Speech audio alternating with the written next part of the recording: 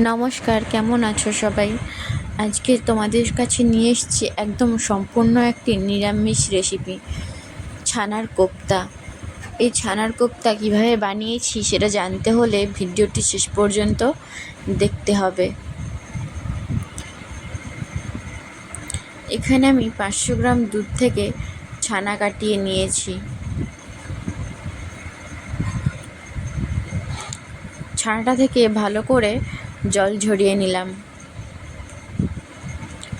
এরপর এই ছানাটাকে ভালো করে মাখিয়ে নেব।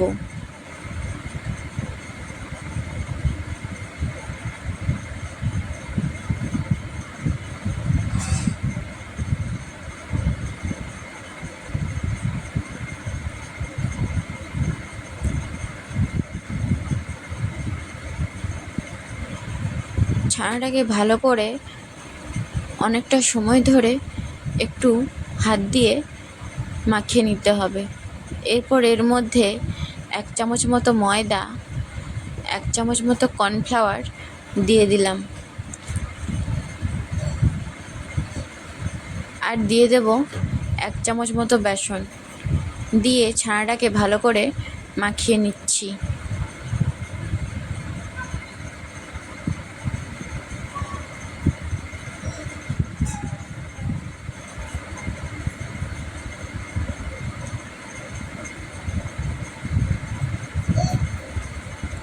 ছানাটা আমার খুব ভালোভাবে মাখানো হয়ে গেছে।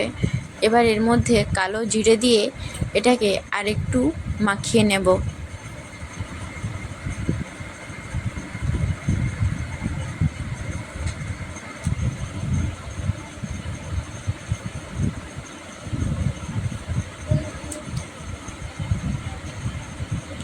এবার ছানাটা থেকে অল্প একটু একটু কেটে গোল গোল করে লেচির মতো কেটে নিয়েছি।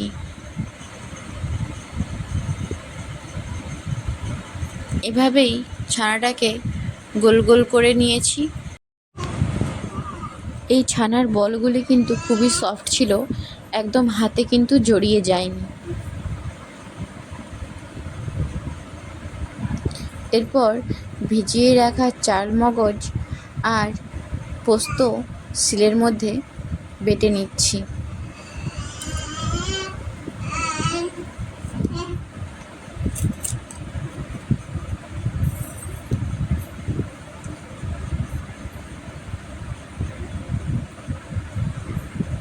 এরপর ছানার বলগুলিকে ভালো করে তেলের মধ্যে ভেজে নিচ্ছি।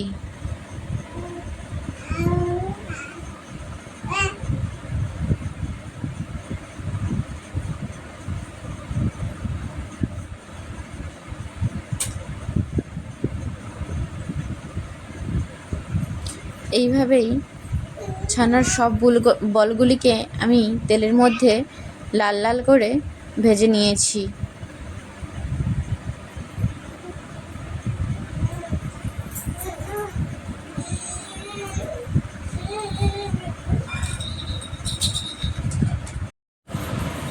এরপর কড়াইতে তেল দিয়ে দিয়েছি আর অল্প পরিমাণে একটু চিনি দিয়ে দিয়েছি। চিনিটা লাল হয়ে উঠে গেছে, তাই এর মধ্যে গোটা 3 শুকনো লঙ্কা, তেজপাতা, কাঁচা লঙ্কা আর টমেটো কুচি দিয়ে দিয়েছি।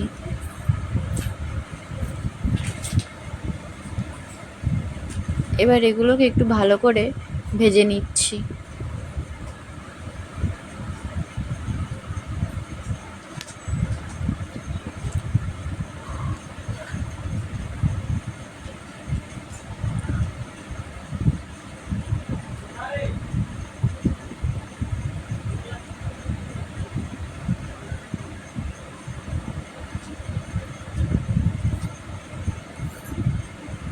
এরপর এর মধ্যে আদা বাটা দিয়ে দিলাম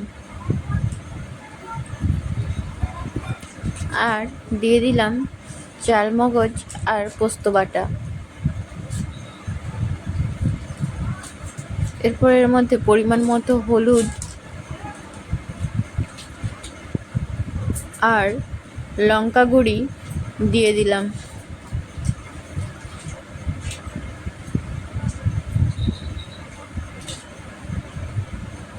এবার এই মশলাগুলোকে একটু ভালো করে কষিয়ে নিয়েছি।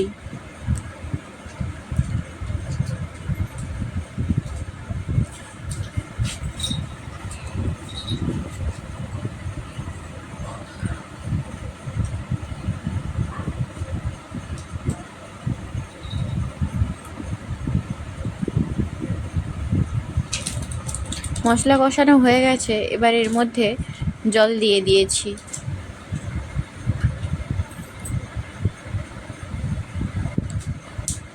স্বাদ মতো নুন দিয়ে দিলাম। এটা ফুটে উঠেছে, এবার এর মধ্যে ছানার বলগুলো দিয়ে দিচ্ছি।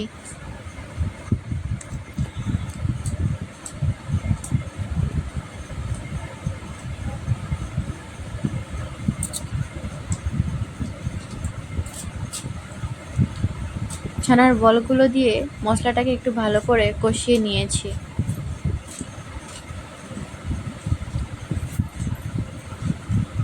এরপর এর মধ্যে ফুটিয়ে রাখা দুধ দিয়ে দেব।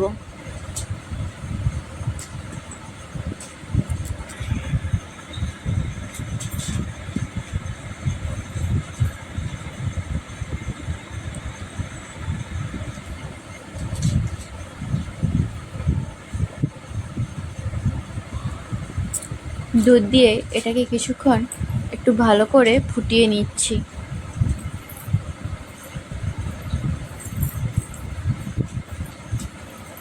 এটা আমার সম্পূর্ণভাবে কমপ্লিট হয়ে গেছে ছানার কোপ্তা কারি। নামানোর পরে এর ওপর থেকে একটু ঘি ছড়িয়ে দিলাম। ছানার কোপ্তা কারি নিরামিষী একটি রেসিপি। এটা খেতে কিন্তু সত্যি দারুণ আর সুস্বাদু হয়েছিল। তোমরাও বাড়িতে এভাবে ট্রাই করতে পারো।